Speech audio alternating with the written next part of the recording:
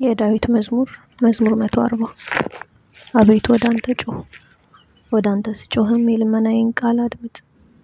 ጸሎቴን በፊትህ እንደ ዕጣን ተቀበልልኝ፣ እጅ መንሳቴንም እንደ ሰርክ መስዋዕት ትሁን።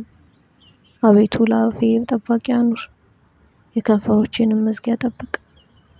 ልቤን ወደ ክፉ ነገር አትመልሰው፣ አመፅን ከሚያደርጉ ሰዎች ጋር አትደምረኝ። ለኃጢአት ምክንያት እንዳልሰጥ ከምርጦቻቸውም ጋር ልተባበር። ጻድቅ በምህረት ይገስጸኝ ይዝለፈኝ፣ የኃጢአተኛ ዘይት ግን ራሴን አይቅባ። ጸሎቴ ገና በክፋታቸው ላይ ነው፣ ኃይለኞቻቸው በጭንጫ አጠገብ ተጣሉ። ጣፋጭ ናትና ነገሬን ይሰማሉ።